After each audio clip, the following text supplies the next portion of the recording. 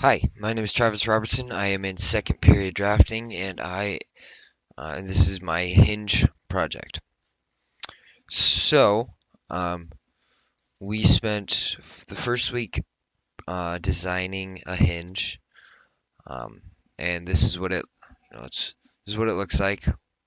And then the other, or that so the first week model was when I designed it, the pin was too small.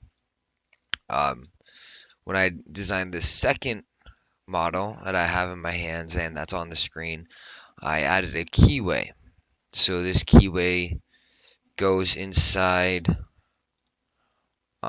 this part right here, right up here, and it fits in there perfectly. Almost, it's too perfect though, because I can't get the pin out.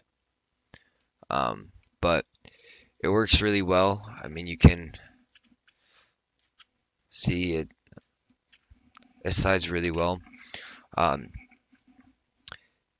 Overall, it wasn't that difficult. More just trial and error, and I got it. It was pretty easy, especially because I had already designed a few hinges for a different project, so it was really easy to do. But yeah, I mean, it was a fun little project, um, doing other types of designs as well. Yeah, thank you.